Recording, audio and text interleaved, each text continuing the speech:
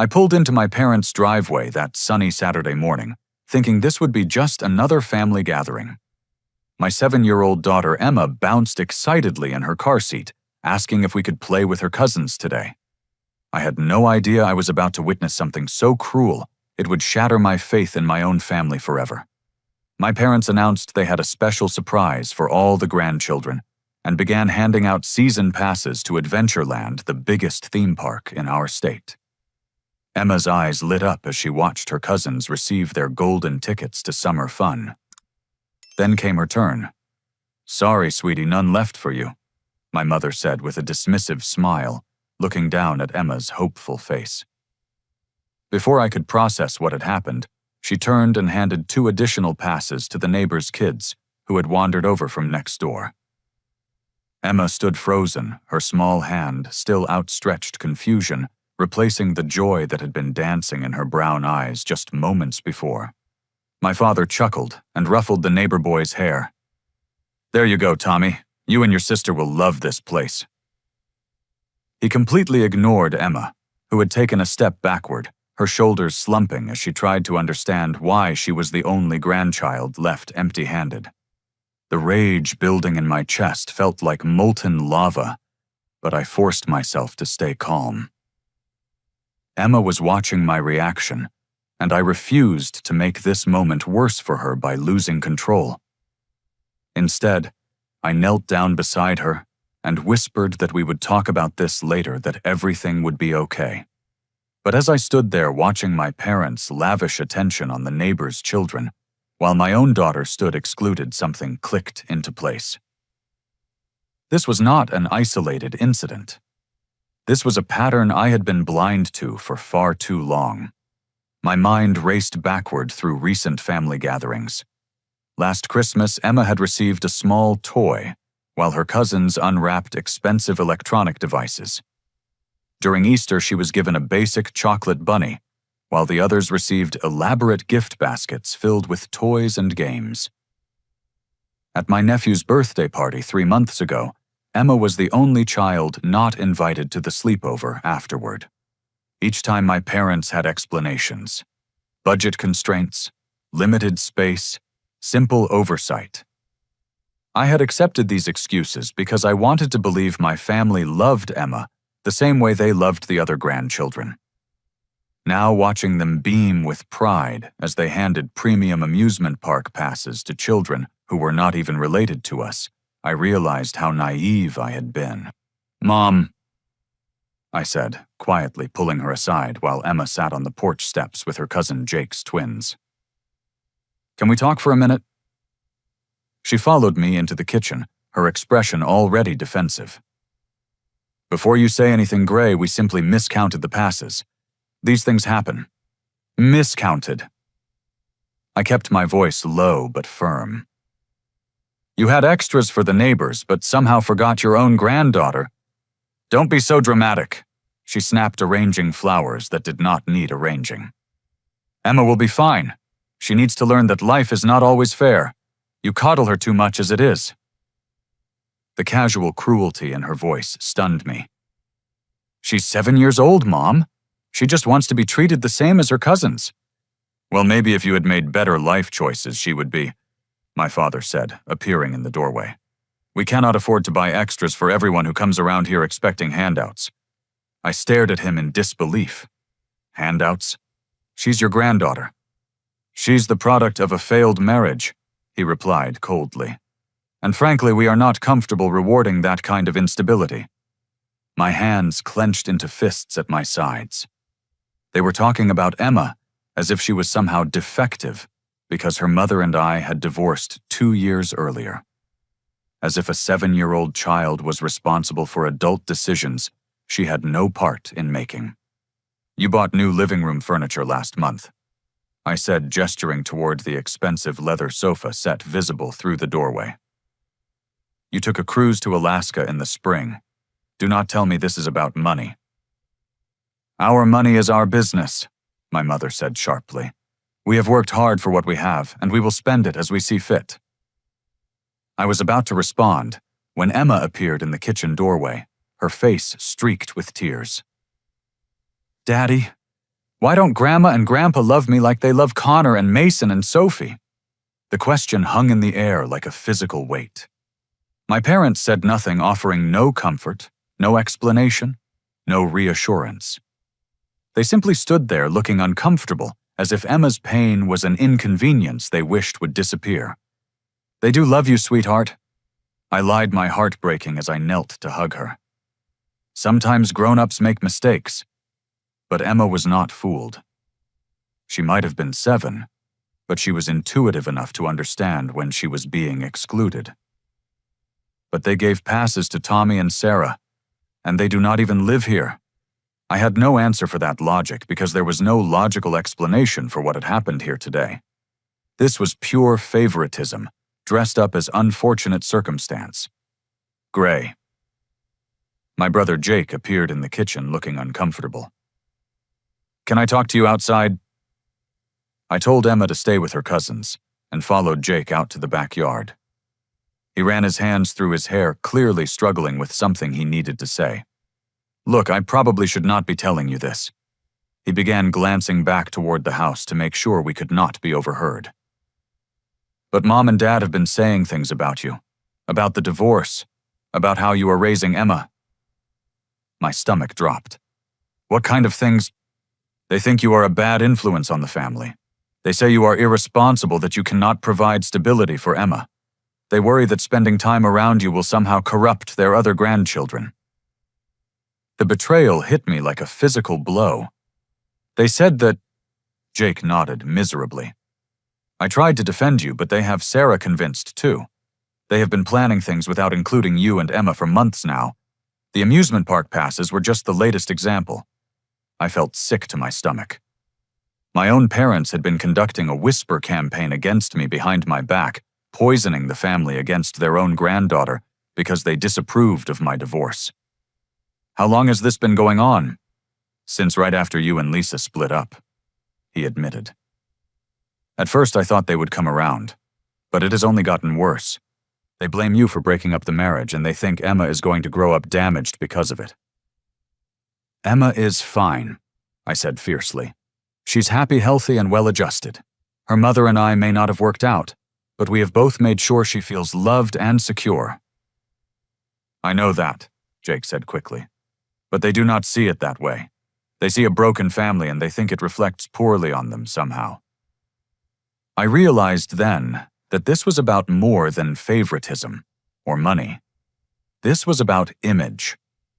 My parents had built their identity around being the perfect family with perfect children who made perfect choices. My divorce had shattered that illusion, and rather than accepting that life sometimes includes difficulties, they had chosen to exile Emma and me, rather than face the reality that their family was not as flawless as they pretended. The worst part was understanding that my innocent daughter had become collateral damage in their quest to maintain appearances. I spent the rest of that afternoon watching my family more carefully than I ever had before. Once Jake had opened my eyes to what was really happening, the signs became impossible to ignore. The way my mother steered conversations away from Emma's accomplishments at school. How my father barely acknowledged her presence during dinner. The subtle ways my siblings had been trained to exclude her from group activities. When Sarah arrived with her daughter Sophie, I decided to test Jake's claims.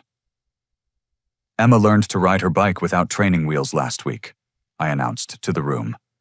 "That's wonderful," Sarah said automatically, but her attention immediately shifted. "Sophie has been taking advanced swimming lessons. She can already dive off the high board." The message was clear. Emma's achievements did not matter here. Only the other grandchildren's successes were worth celebrating. Later, as the kids played in the backyard, I cornered Sarah in the hallway. "Jake told me about the conversations you have been having with Mom and Dad, about me and Emma." She flushed red, unable to meet my eyes. "I do not know what you mean." "Come on, Sarah, do not lie to me. I know you have been discussing my personal life with them." For a moment, I thought she was going to continue denying it. Then her shoulders sagged in defeat. "They are worried about you, Gray, about the choices you have been making since the divorce. What choice is I work full-time, I pay my bills, I take good care of Emma. What exactly am I doing wrong? You're dating again, she said quietly. They think it is too soon. They worry about the kind of women you are bringing around Emma. I stared at her in amazement. I went on 3 casual dates in the past year. Emma never even met any of them. And what business is it of theirs anyway? They just want what's best for Emma, Sarah insisted, but her voice lacked conviction. No, I said firmly. They want what makes them comfortable. There is a difference. Sarah's facade finally cracked completely. Tears started flowing down her cheeks as the truth poured out.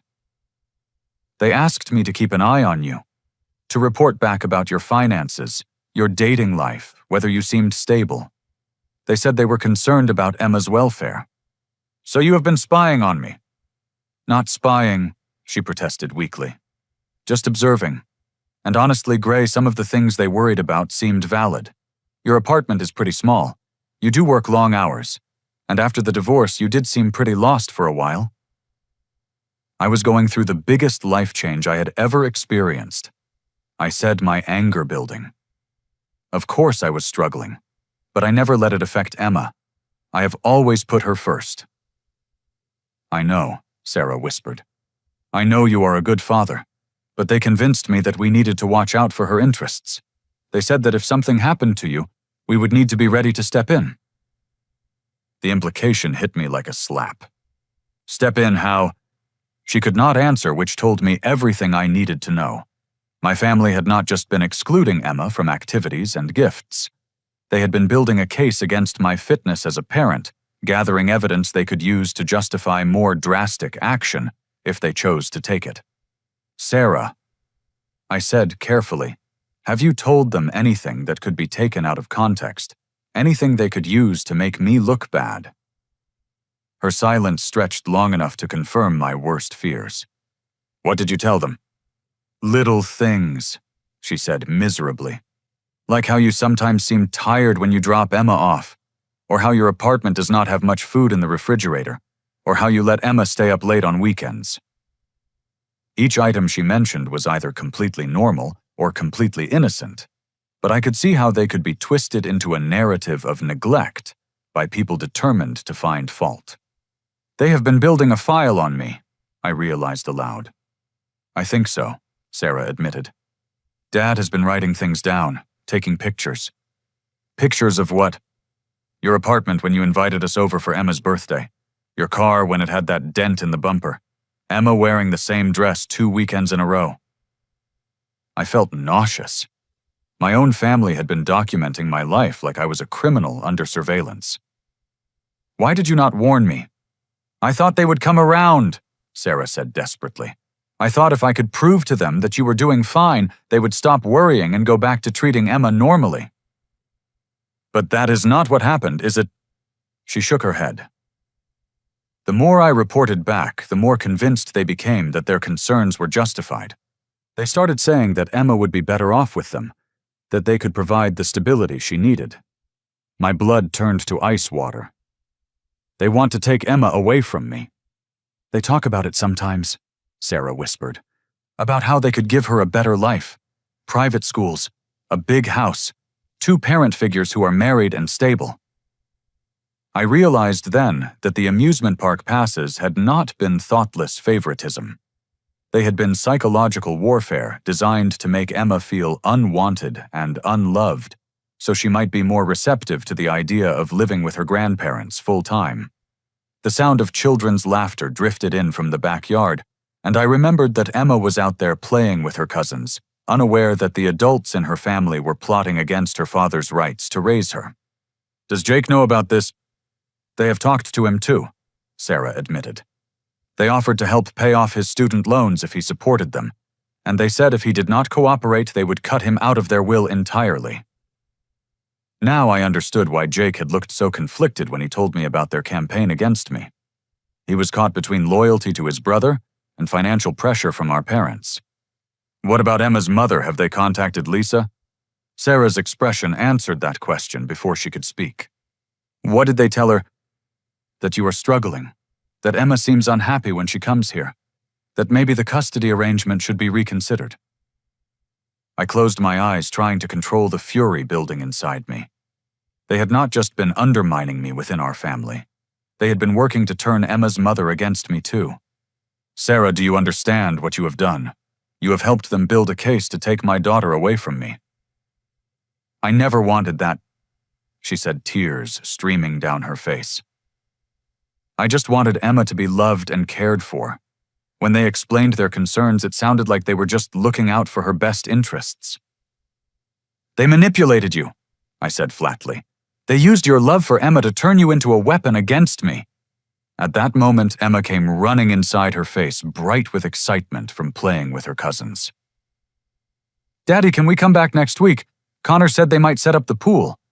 I looked at her innocent, hopeful expression and felt my heart break all over again. She had no idea that the adults around her had been plotting to remove her from my life.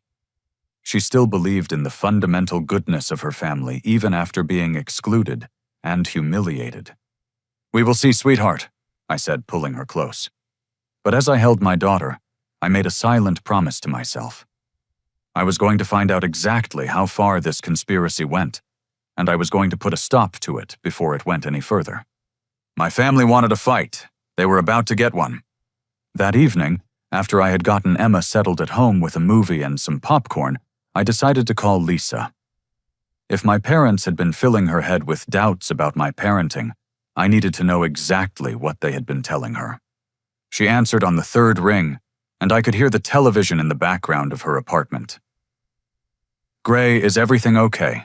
You do not usually call on Saturday nights. We need to talk, I said, about Emma's grandparents. There was a long pause before she responded. What about them? Have they been calling you? Another pause, longer this time. Why would you ask that? Just answer the question, Lisa. Have my parents been contacting you?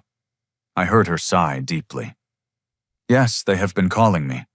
Gray, they are worried about you. About Emma. They think maybe we should reconsider our custody arrangement. The words hit me like a physical blow, even though Sarah had prepared me for this possibility. Hearing it directly from Lisa made it real in a way that speculation could not. What exactly have they been telling you? That you seem overwhelmed, that your living situation is not ideal for a child, that Emma appears withdrawn and unhappy when she visits them. I gripped the phone tighter. And you believed them? I did not know what to believe, Lisa said defensively. But Gray, they showed me pictures. Pictures of what? Your apartment. Emma wearing the same clothes multiple times. Your refrigerator looking pretty empty. I felt sick to my stomach. Those pictures were taken out of context, Lisa. You know that, right? Emma changes clothes when she gets to my place because she likes to be comfortable. And I shop for groceries twice a week because I do not have much storage space. I know, she said quietly. When I really thought about it, none of their concerns made much sense. Emma always seems happy when she comes home from your place. She talks about the fun things you do together. Then why are you considering changing our custody arrangement? Lisa was quiet for so long I thought the call had dropped. Finally, she spoke. Because your mother called me yesterday and said if I did not cooperate with them voluntarily, they would take both of us to court. My world tilted sideways. They threatened you. Your mother was very polite about it, but yes. She said they had been documenting concerns about Emma's welfare for months. She said they had evidence that you were not providing adequate care, and that they could get a judge to award them custody instead of either of us. Lisa, they cannot do that. Grandparents do not have automatic rights to override fit parents. I know that legally, but Gray, they have money for lawyers. They have time to fight. They have documentation. I work 2 jobs and go to school at night. I cannot afford a custody battle with them, and honestly, neither can you. She was right about that. My parents had retirement savings and investment income that would allow them to pursue expensive legal action for as long as they chose. Lisa and I both lived paycheck to paycheck, doing our best to provide for Emma while building our post-divorce lives. What did you tell them? I told them I needed time to think about it. But Gray, they want an answer by Monday. Monday. I checked the calendar on my phone. That was only 2 days away. Your mother said if I did not agree to support their petition for custody, they would file papers claiming both of us are unfit parents. I slumped against my kitchen counter, overwhelmed by the scope of their betrayal. They had not just been excluding Emma from family activities. They had been building a legal case to take her away from both her parents. Lisa, there is something else you need to know. I found out today that they have been recording conversations, taking pictures, and documenting everything I do with Emma. Sarah has been spying on me and reporting back to them. Recording conversations, is that legal? I do not know, but I doubt it matters to them. They are convinced they know what is best for Emma, and they are willing to do whatever it takes to get their way. Just then I heard a car door slam outside my apartment. Through the window I could see my father walking up the sidewalk toward my building. Lisa, I have to go. My dad just showed up at my apartment. Gray, be careful. Do not give them any more ammunition to use against you. I hung up the phone and went to answer the knock at my door. My father stood there holding a manila folder, his expression grim and determined. We need to talk, he said, pushing past me into my living room. Emma is here, I said quietly. Whatever this is about, keep your voice down. He glanced toward the hallway where Emma's bedroom was located, then looked around my apartment with obvious disapproval. I saw him taking mental notes about the modest furniture, the small space, the stack of bills on my kitchen counter. Your mother and I have been trying to be reasonable about this situation, he began, but it is clear that you are not going to make the right choice on your own. What situation? What choice? He opened the folder and spread several documents across my coffee table. This is a petition for emergency custody of Emma. We have enough documentation here to prove that you are not providing adequate care for her.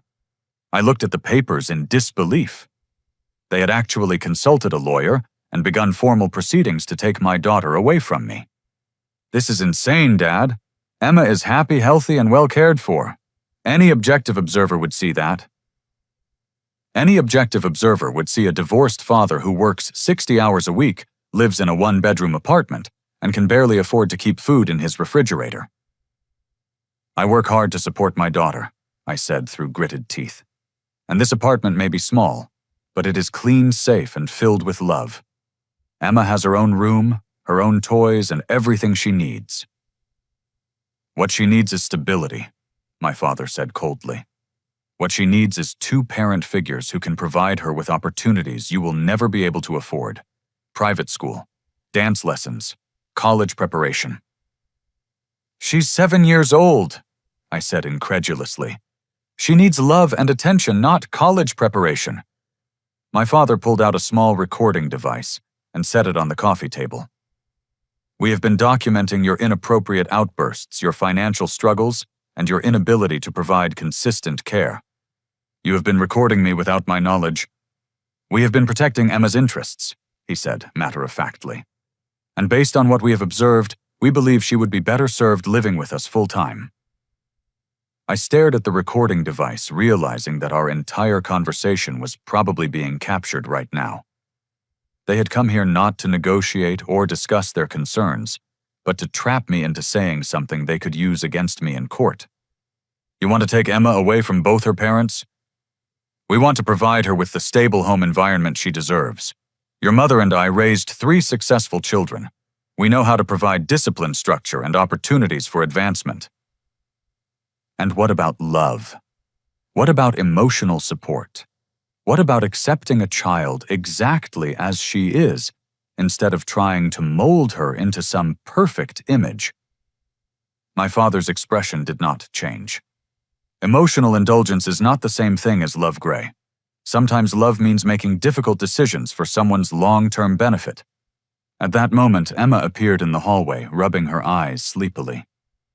Daddy, is everything okay? I heard voices. Everything is fine, sweetheart, I said quickly. Grandpa just stopped by to talk. Go back to your room and I will be there in a few minutes to tuck you in. She looked between us uncertainly, picking up on the tension even though she could not understand what was happening. Hi, Grandpa, she said quietly. My father barely acknowledged her greeting. Hello, Emma. You should listen to your father and go back to bed. Emma's face fell at his cold tone, and she retreated to her room without another word. Even in this moment when they were supposedly fighting for her best interests, my father could not bring himself to show her basic warmth and affection. "You have 24 hours to make a decision," he said, gathering up his documents. "Either you and Emma's mother agree to sign custody over to us voluntarily, or we file these papers with the court and let a judge decide what is best for Emma. And if we refuse, then we will expose every detail of your unstable lifestyle to a family court judge, your financial struggles, your inappropriate dating behavior, the inadequate living conditions you are providing for Emma. Do you really want to put her through that kind of public scrutiny?" I realized then that they had backed me into a corner. Even if I ultimately won a custody battle, the process would be expensive, time-consuming, and traumatic for Emma. They were counting on me to give up, rather than put my daughter through that kind of ordeal. "Get out of my apartment," I said quietly. 24 hours, Gray. Make the right choice." After he left, I sat on my couch, staring at the space where his papers had been spread out, trying to process what had just happened. My own parents had just blackmailed me into giving up my daughter. Emma appeared in the hallway again, this time wearing her pajamas and carrying her favorite stuffed animal. "Daddy, why was Grandpa being mean?" I pulled her onto my lap, holding her tight while I tried to figure out how to protect her from the storm that was coming. "Sometimes grown-ups disagree about things, sweetheart. But no matter what happens, you need to know that I love you more than anything in the world." "I love you too, Daddy. Are we in trouble?" I looked down at her trusting face and made a decision that would change everything. "No, Emma, we are not in trouble. But Daddy needs to make some phone calls tonight to make sure we stay together, okay?" She nodded and let me carry her back to her bedroom. As I tucked her in and kissed her goodnight, I was already planning my counterattack. My parents thought they held all the cards, but they had made one critical mistake. They had underestimated how far a father would go to protect his child. The next morning, I woke up to my phone buzzing with a text message from my mother. "Have you made your decision? We need an answer by noon today." They had moved up their deadline, probably trying to increase the pressure and force me into a hasty choice. But instead of panicking, I felt strangely calm. I had spent most of the night researching family law and making phone calls, and I was beginning to understand that my parents' position was not as strong as they wanted me to believe. I was making breakfast for Emma when my doorbell rang. Through the peephole, I could see both my parents standing outside, along with someone I did not recognize, a middle-aged woman in a business suit carrying a briefcase. "Emma, stay in the kitchen and finish your cereal," I said. "Some people are here to talk to Daddy." I opened the door to find my parents flanked by their supposed legal representation. The woman introduced herself as Patricia Coleman, their family attorney. "We are here to finalize this matter," my mother said briskly.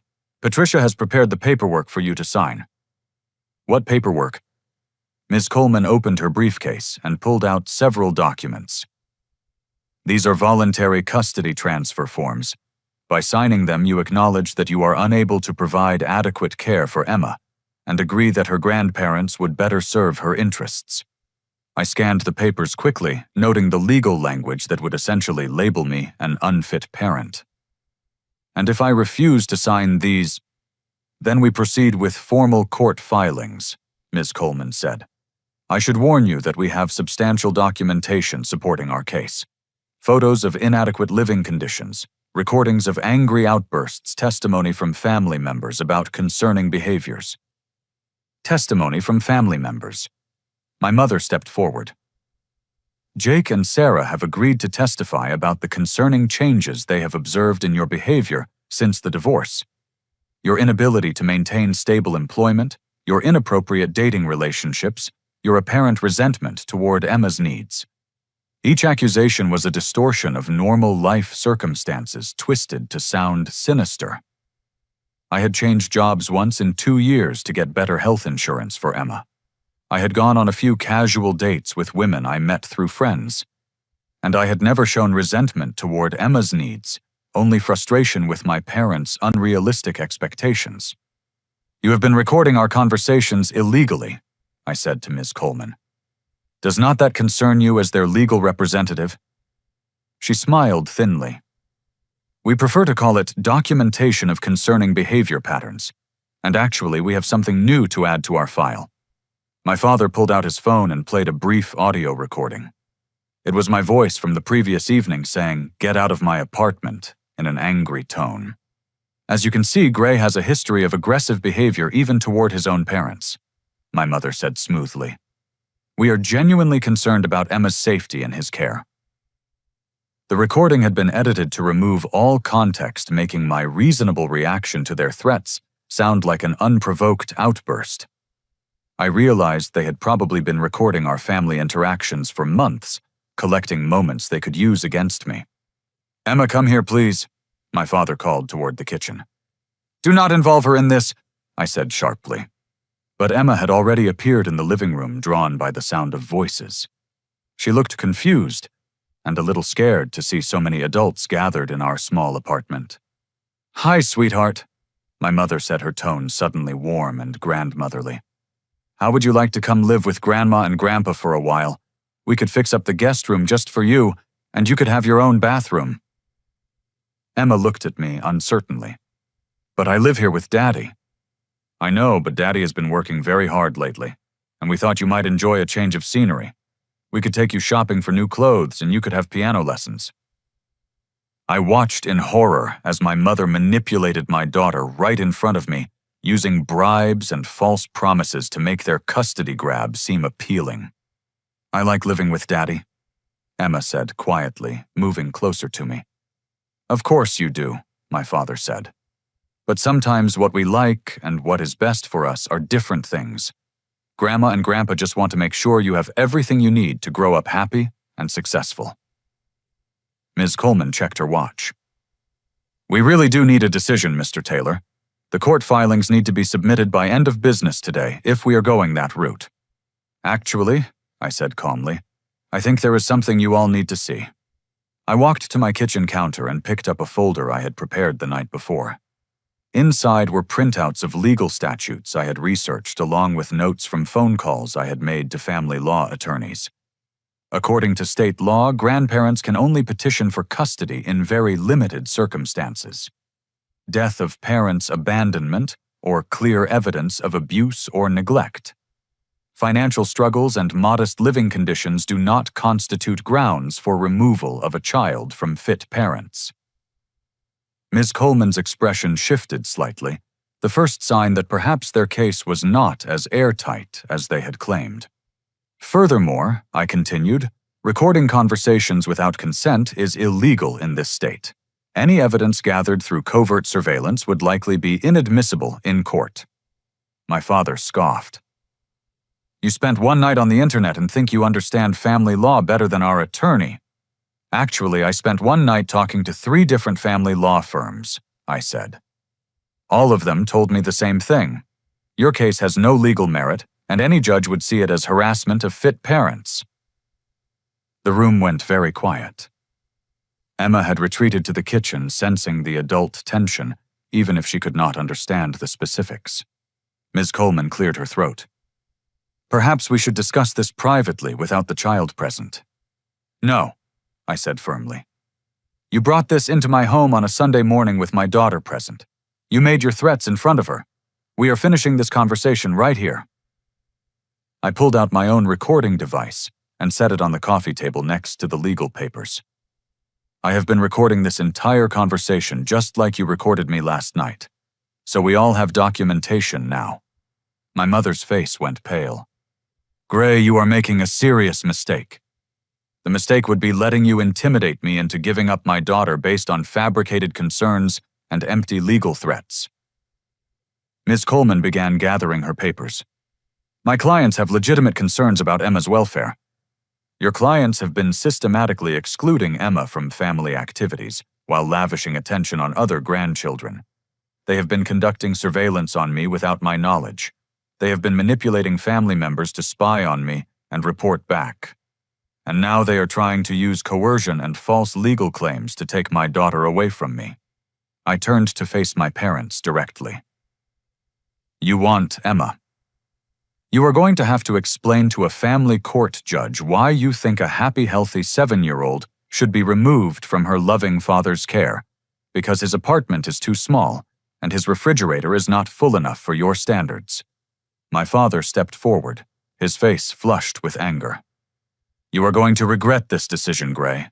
We have resources you cannot imagine. We will bury you in legal fees and court costs. Then do it, I said calmly. But understand that every dollar you spend trying to take Emma away from me is a dollar you are stealing from her future. Every hour you spend in court fighting me is an hour you could have spent building a positive relationship with her. And every lie you tell about me is going to come back to haunt you when the truth comes out. Ms. Coleman looked uncomfortable. Perhaps we could explore mediation as an alternative to court proceedings. The time for mediation has passed, I said. You came here today with ultimatums and threats. You tried to manipulate my daughter into choosing between her father and material bribes. You have shown me exactly who you are and what you are willing to do. My mother made one last desperate attempt. Gray, please think about Emma's future. We can give her opportunities you will never be able to afford.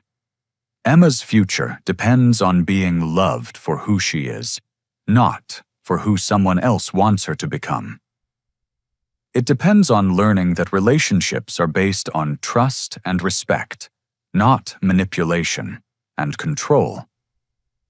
Most importantly, it depends on understanding that family means supporting each other through difficult times, not abandoning each other when life gets complicated. I walked to the door and opened it.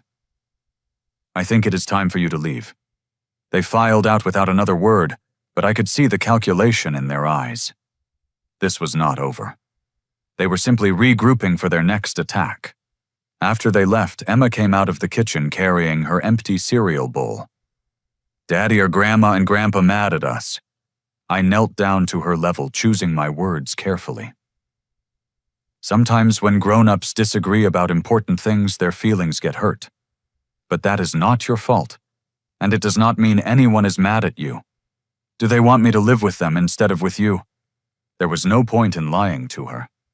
She was smart enough to have understood the basics of what had just happened. They think they could take better care of you than I can.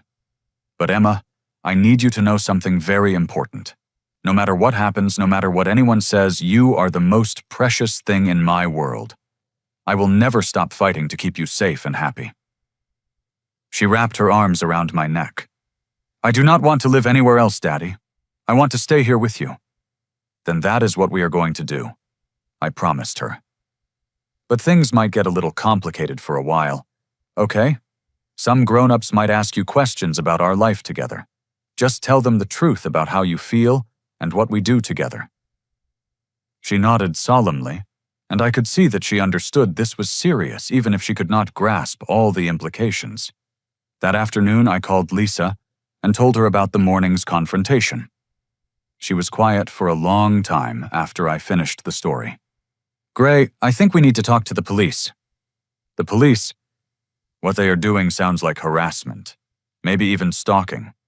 Recording you without permission, taking pictures of your home, trying to coerce both of us into giving up custody through threats. I had not thought about involving law enforcement, but she was right. My parents' behavior had crossed the line from family drama into potentially criminal territory. Do you think they would actually take a report? I think we should find out. And Gray, I want you to know that I am not going to let them take Emma away from either of us. Whatever they have threatened, whatever they think they can prove, I will fight them right alongside you. For the first time since this nightmare had begun, I felt like I was not facing it alone. Monday morning, I called in sick to work and drove Emma to school early so I could meet with the principal before classes started. I needed to make sure my parents had not already contacted the school with their fictional concerns about my parenting. Mrs. Henderson. Emma's principal listened carefully as I explained the situation. Mr. Taylor, I have to tell you your parents did contact us last week. My heart sank. What did they say? They expressed concerns about Emma's emotional state and asked if we had noticed any changes in her behavior or academic performance. And had you— Not at all. Emma is one of our most well-adjusted students. She participates actively in class, gets along well with her peers, and consistently completes her homework. When your parents suggested she might be struggling at home, frankly, we were surprised. What did you tell them? We told them that we could not discuss a student's records with anyone other than her parents without written permission.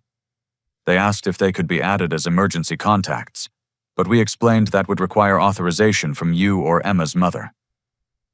So my parents had been trying to establish official connections to Emma through her school, probably laying groundwork for their custody claims. Mrs. Henderson, I need you to know that my parents are attempting to take custody of Emma through false allegations. If they contact you again, please do not provide them with any information about Emma or our family. Of course. And Mr. Taylor. For what it is worth, Emma talks about you all the time. She clearly adores you, and she always seems excited about the activities you do together. Whatever your parents have claimed about your relationship with Emma, it does not match what we observe here at school.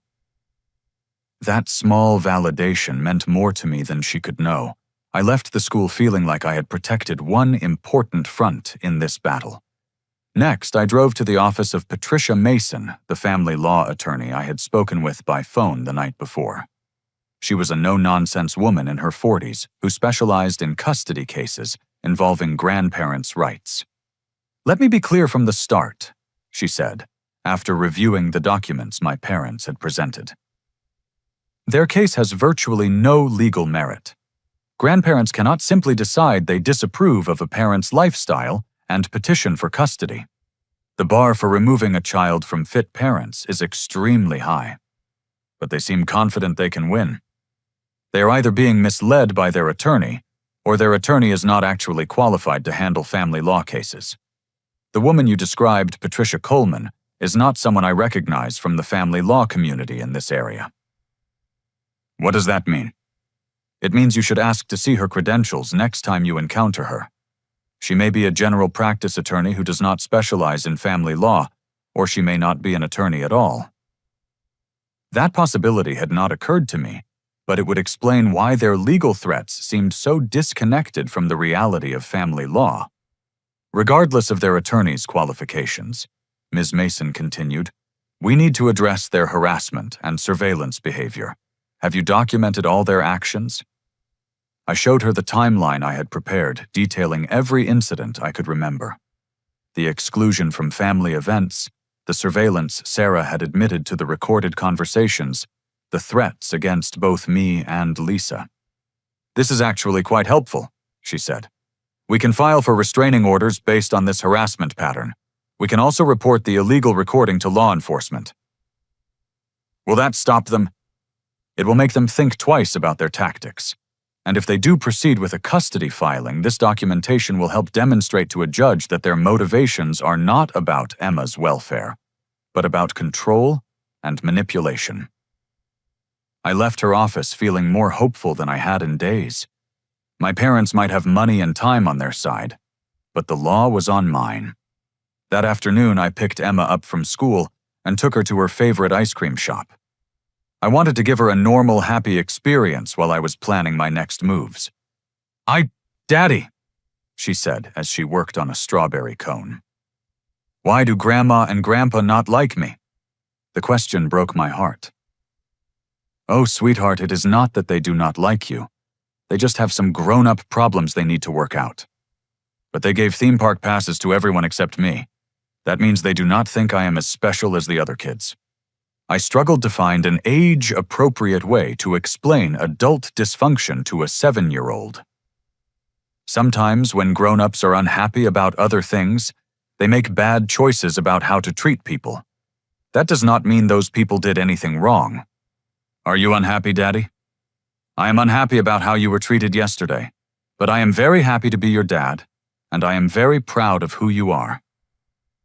She seemed satisfied with that answer, and we spent the rest of our ice cream time talking about her upcoming school project on butterflies.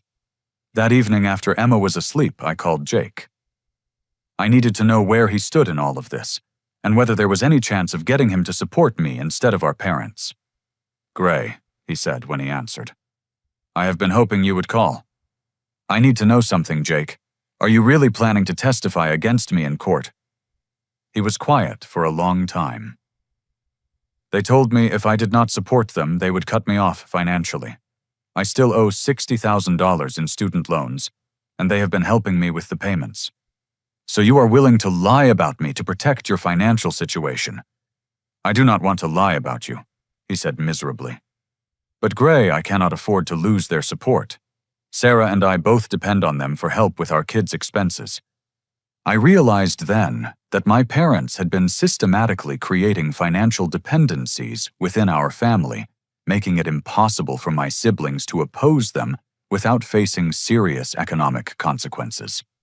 Jake, what if I told you their legal case has no merit, that they cannot actually take Emma away from me? What do you mean? I explained what the attorney had told me about grandparents' rights and the weakness of their position. They are bluffing, Jake. They are using fear and intimidation to get what they want because they know they cannot get it through legitimate means. Are you sure about that? I am meeting with a detective tomorrow to file harassment charges. I am also filing for restraining orders to prevent them from contacting Emma's school or doctor. Their whole strategy depends on everyone being too scared to fight back. Jake was quiet for several minutes. Gray, there is something else you should know. They have been talking to other family members too. Aunt Carol, Uncle Jim, even Grandma Rose. What have they been telling them? The same things they told us, that you are an unfit parent, that Emma would be better off with them. But some of the family members have been asking questions. What kind of questions? Grandma Rose called me last week and said she was surprised to hear you were having problems because Emma always seemed happy and well cared for when she saw her. Aunt Carol mentioned that she thought it was strange how your parents have been excluding Emma from family events. So my parents' campaign had not been as successful with the extended family as it had been with my immediate siblings. That gave me an idea. Jake, would you be willing to do something for me? Depends what it is. Would you help me organize a family meeting? All the aunts, uncles, cousins, grandparents? I want everyone to hear both sides of this story before they make judgments about what is best for Emma. I do not know, Gray. Mom and Dad would be furious if they found out I helped you. They are already furious. And Jake, what happens if they succeed in taking Emma away from me? Do you really think they will stop there? Do you think they will not find fault with your parenting or Sarah's parenting if it serves their purposes? That seemed to get his attention. You think they would come after our kids too? I think they have developed a taste for control, and Emma is just the beginning. Today they are convinced I am an unfit parent. Tomorrow they might decide you work too many hours, or Sarah is too lenient with discipline. Where does it end? I need to think about this. Do not think too long, Jake. They gave me a 24-hour ultimatum. I am not going to wait around while they gather more ammunition against me. After I hung up, I called Lisa and filled her in on my conversations with the attorney and my brother. She had news of her own. I called your parents today and told them I would not support their custody petition, she said. Your mother was not happy. What did she say? She said I was making a mistake, and that I would regret not protecting Emma from your instability. Then she said if I did not cooperate voluntarily, they would make sure both of us lost custody. How can they take Emma away from both her parents? They cannot legally, but they can make our lives miserable trying. Gray, I think we should consider going public with this. What do you mean? Social media? Local news? Public pressure? Your parents are trying to destroy us quietly behind closed doors. Maybe it is time to drag their behavior into the light. It was a risky strategy, but she might be right. My parents valued their reputation and social standing above almost everything else. The threat of public embarrassment might be more effective than legal action. Let me think about it, I said. But Lisa, thank you for standing with me on this. Emma is our daughter, Gray. Whatever problems you and I had in our marriage, we both love her completely. I will not let anyone take her away from us based on lies and manipulation. As I got ready for bed that night, I felt cautiously optimistic for the first time since this ordeal had begun. I had legal representation documentation of their harassment and support from Emma's mother. My parents might have started this fight, but I was going to finish it. The next morning I woke up to find 17 missed calls on my phone. The first was from Jake, left at 6:30 in the morning. "Gray, call me back as soon as you get this. Something has happened." The next several calls were from various family members, all asking me to call them urgently. The last call was from my grandmother Rose, and her voicemail made my blood run cold. "Gray, honey, you need to know what your parents tried to do last night. Call me immediately." I called her back before I even got out of bed. "Grandma Rose, what happened?" "Your parents came to see me yesterday evening with some woman they claimed was a lawyer. They wanted me to sign papers saying you were an unfit father and that Emma should live with them." My stomach dropped. "What did you tell them?" "I told them they were out of their minds. I have watched you with Emma Gray. You are a wonderful father and she adores you. I asked them what evidence they had of these terrible claims, and they started showing me pictures of your apartment and playing recordings of you talking." "What did you think of their evidence?" "I thought it was nonsense. Your apartment is small but clean. The recordings sounded like they had been edited to remove context. When I told them I would not sign their papers, your father became very angry." "How angry?" "He started yelling about family loyalty and respect for elders. He said if I did not support them, they would cut me out of Emma's life entirely. That is when I realized this was not about Emma's welfare at all." I felt a surge of love and gratitude for my grandmother, who had seen through their manipulation when my own siblings had not. "Grandma, did they threaten you?" "They said if I did not cooperate, I would never see Emma again. But Gray, what they do not understand is that I already barely see her because they have been excluding her from family gatherings. This threat was meaningless." "What happened after that?" "I asked them to leave my house. But before they went, your mother said something that really disturbed me. She said they had been working on this plan for over a year, and that they would not let one stubborn old woman ruin it." Over a year. They had been planning this systematic destruction of my relationship with Emma since shortly after my divorce. This was not a recent concern about my parenting, but a calculated long-term campaign. "Grandma, would you be willing to testify about what they said to you?" "Absolutely.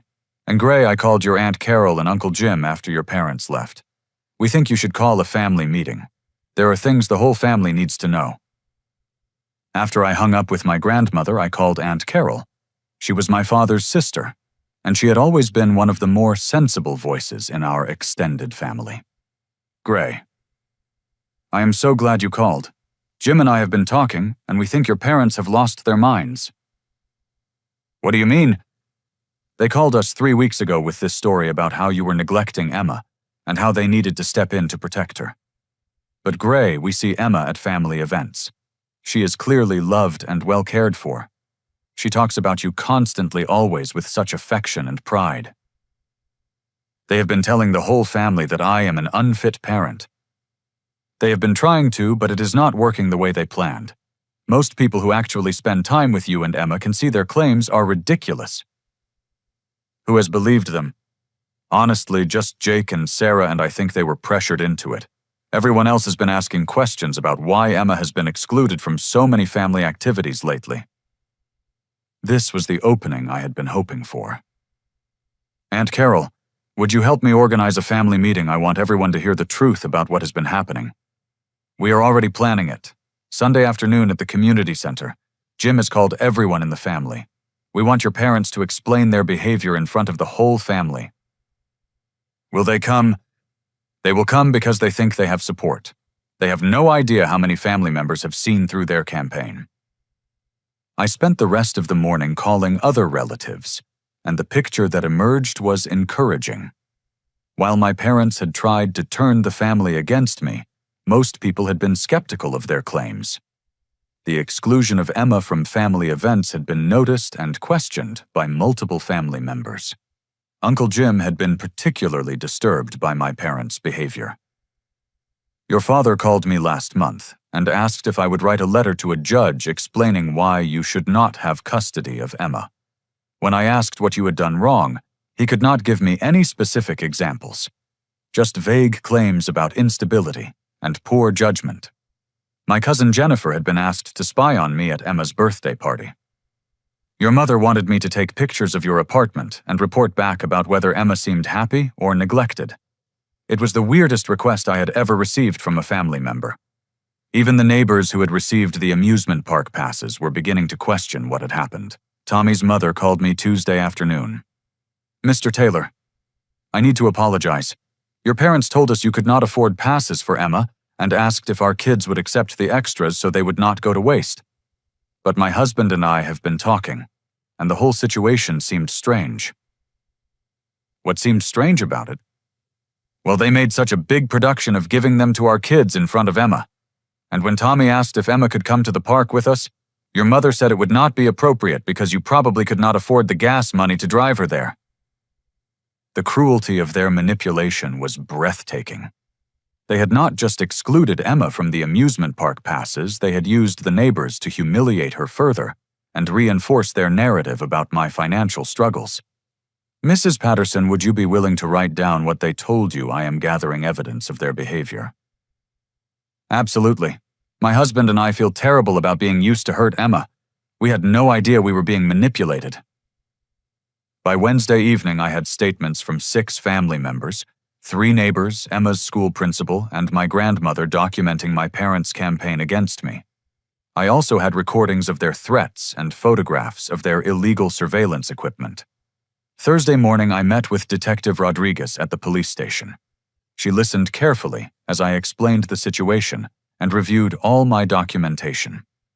"Mr. Taylor, what you are describing sounds like stalking and harassment. The illegal recording definitely violates state privacy laws, and their threats against you and your ex-wife could constitute intimidation. Can you file charges? We can definitely open an investigation. I would like to interview some of these family members you mentioned, particularly your grandmother who witnessed their threats directly. What about their claim that they can take Emma away from me legally? Based on what you have described, they have no legal grounds for a custody petition. But I would recommend filing for restraining orders anyway, just to be safe." I left the police station feeling more confident than I had since this nightmare began. My parents had overplayed their hand, and their web of lies was beginning to unravel. Friday afternoon, I got a call from Jake that changed everything. "Gray, I need to tell you something. Mom and Dad are planning to ambush you at the family meeting on Sunday." "What do you mean?" "They have hired someone to serve you with legal papers during the meeting. They think if they can embarrass you publicly in front of the whole family, people will believe their version of events." "What kind of legal papers?" "I do not know exactly, but I heard them talking about emergency custody orders and allegations of abuse." False allegations of abuse. They were going to accuse me of harming Emma to force an immediate custody change. "Jake, those allegations would be completely fabricated." "I know that. And Gray, I have decided I cannot be part of this anymore. Sarah and I have been talking and we realize they have been manipulating us. We want to support you, not them." "What changed your mind?" "Yesterday, Mom asked me to lie to a social worker about things I had supposedly observed at your apartment. She wanted me to claim I had seen Emma with bruises and that you had explained them away with unconvincing stories. When I told her I had never seen anything like that, she said I needed to understand what was at stake and do my part to protect Emma. She wanted you to make false abuse allegations against me. That is when I realized this was never about protecting Emma. This was about them getting what they wanted no matter who they destroyed in the process." "Jake, would you be willing to testify about what they asked you to do?" "Yes. And Gray, there is something else. I found out Patricia Coleman is not actually a lawyer. She is Mom's friend from their book club. She has been pretending to be their attorney to make their threats seem more legitimate." Everything clicked into place. Their confident legal threats, their knowledge of family law, their official-looking documents. It had all been an elaborate fraud designed to intimidate me into giving up Emma without a fight. "Do you have proof of that?"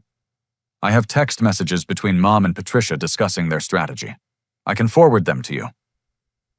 "Jake, thank you for doing the right thing. I should have done it weeks ago.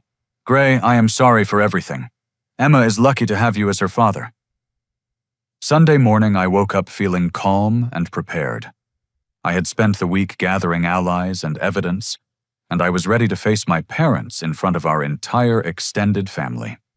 But first, I needed to protect Emma from what was about to happen. I dropped Emma off at Lisa's apartment Sunday morning, explaining that there was going to be a big family meeting that might be boring for kids. "Is this about Grandma and Grandpa being mad at us?" she asked, with the intuitive understanding that children often possess. "It is about making sure everyone in our family understands the truth," I said. "And Emma, no matter what happens today, I want you to remember that you are loved, you are valuable, and you deserve to be treated with kindness and respect." She hugged me tightly. "I love you, Daddy. Fix everything okay." "I am going to do my best, sweetheart." The community center was packed when I arrived. It seemed like every relative within a 3-hour drive had shown up for what promised to be either a reconciliation or a reckoning. My parents sat at one end of the room with Patricia Coleman, who was still pretending to be their lawyer. They looked confident and prepared, probably expecting to control the narrative of the meeting. My grandmother Rose sat near the front, flanked by my aunts and uncles. Jake and Sarah had positioned themselves in the middle of the room, clearly torn between family loyalties, but ready to support the truth.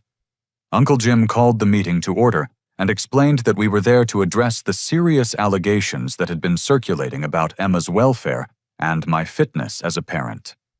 My father stood up first, launching into a prepared speech about their concerns for Emma's future and their obligation as grandparents to ensure her well-being.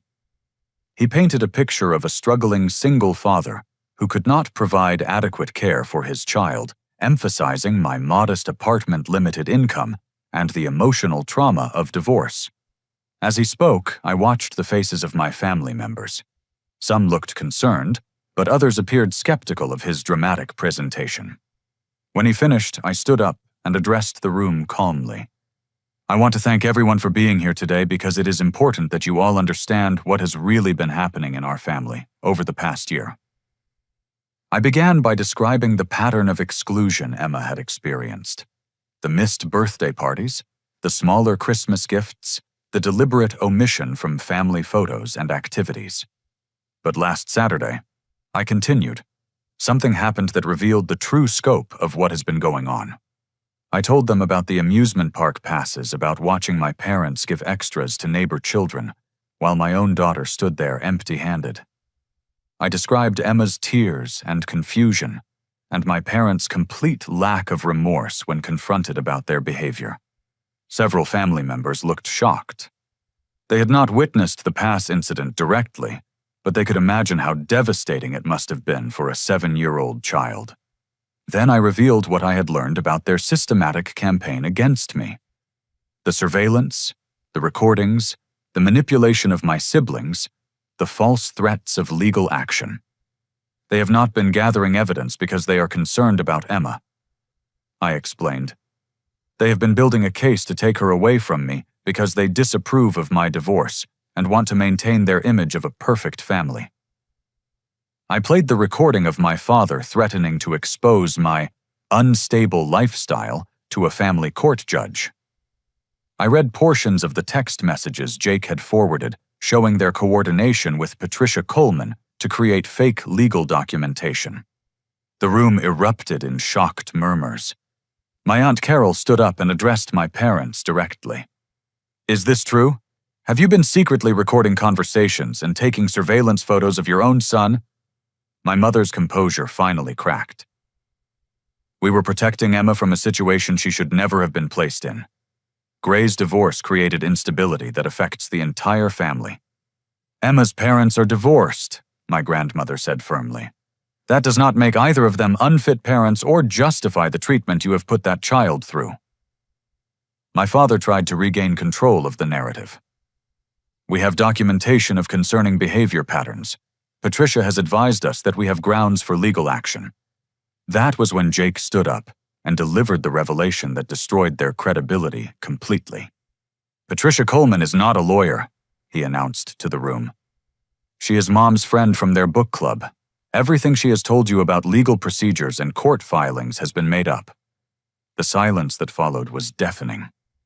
My parents looked at each other in panic, realizing their elaborate deception had been exposed. Uncle Jim addressed them with barely controlled anger. Are you telling us that you have been making legal threats against Gray based on advice from someone who has no legal training whatsoever? We consulted with qualified attorneys, my mother said defensively. Patricia was simply helping us organize our documentation. By pretending to be a lawyer and creating fake legal documents. Sarah stood up holding copies of the papers they had tried to get her to sign. You asked me to swear to things that never happened. You wanted me to lie under oath to help you take Emma away from Gray. One by one, family members began sharing their own experiences with my parents' manipulation. Aunt Carol described being asked to write false character references. Uncle Jim revealed the pressure to exclude me from family events.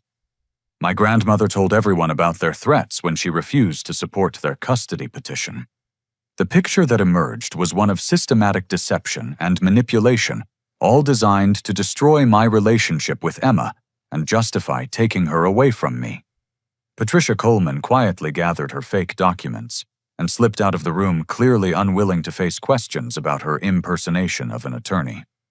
My parents found themselves increasingly isolated as family members expressed their disgust with their behavior. The confident facade they had maintained for months crumbled completely.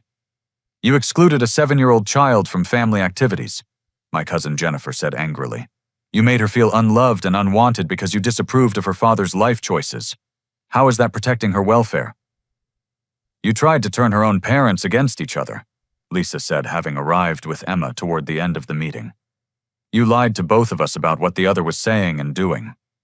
Emma stayed close to her mother, but she looked around the room with wide eyes, finally understanding that the problems she had experienced were not her fault. My father made one last desperate attempt to justify their actions. Gray's lifestyle choices affect Emma's stability and future opportunities. What lifestyle choices? My grandmother demanded. Working hard to support his daughter. Living modestly while he rebuilds his life after divorce. Dating occasionally like any other single adult. He cannot provide the advantages we could give Emma, my mother said stubbornly. Emma does not need advantages, I said, finally addressing them directly. She needs love, acceptance, and the security of knowing her family supports her unconditionally. You have given her the opposite of all those things. Uncle Jim stood up and addressed the room. I think we need to decide as a family how we are going to move forward from this. The consensus was swift and decisive. The family would not support my parents' custody efforts in any way. They would be asked to apologize to Emma publicly and commit to treating her equally at family events going forward. If they refused, they would find themselves excluded from family gatherings until they changed their behavior. My parents realized they had lost completely. Their campaign to turn the family against me had backfired, leaving them isolated and discredited. We will not apologize for trying to protect Emma's best interests, my mother said defiantly. Then you will not be welcome at family events until you do, my grandmother replied firmly. As the meeting broke up, family members approached me to offer support and apologize for not speaking up sooner about Emma's treatment. We noticed she was being left out, Aunt Carol said, but we thought it was just oversight. We should have said something. The important thing is that you are saying something now, I replied. 2 weeks later, I received official notice that my parents had withdrawn their custody petition. Detective Rodriguez informed me that they had also agreed to stop all surveillance and harassment in exchange for avoiding criminal charges related to their illegal recording activities. Emma began attending family events again, this time treated equally with her cousins. The transformation in her confidence and happiness was remarkable. She no longer asked why her grandparents did not love her the same way, because she was finally receiving the same treatment as the other grandchildren. My siblings and I slowly rebuilt our relationships based on honesty and mutual support, rather than manipulation and fear. Jake apologized repeatedly for his role in the surveillance, and Sarah worked hard to regain Emma's trust after her betrayal. Lisa and I established better communication as co-parents, united by our shared experience of defending Emma against my parents' campaign. we both learned valuable lessons about standing up for our daughter, even when it meant confronting family members.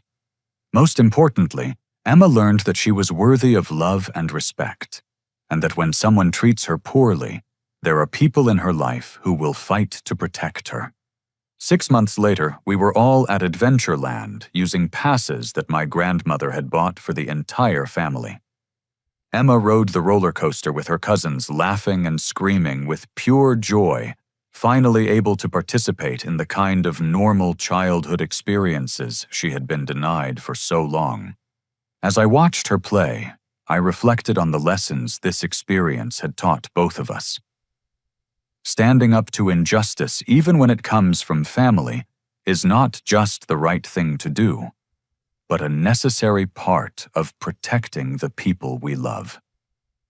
Children deserve to be valued for who they are, not punished for adult decisions they had no part in making. Emma learned that she has people in her life who will fight for her when she cannot fight for herself. She learned that family means accepting and supporting each other through difficulties, not abandoning each other when life gets complicated. I learned that sometimes the people who claim to love us the most can cause the greatest harm, and that true love means putting someone else's well-being ahead of our own comfort or convenience. Looking back, I am grateful that my parents forced this confrontation, even though it was painful at the time. Their attempt to take Emma away from me ultimately brought our family closer together and taught us all valuable lessons about loyalty, integrity, and the true meaning of unconditional love. Emma is now 8 years old, thriving in school, surrounded by family members who cherish her exactly as she is. She still sees her grandparents occasionally at large family gatherings, but the relationship is polite and distant, rather than close and manipulative. She knows her worth now, and she knows she has people in her life who will always stand up for her rights and dignity.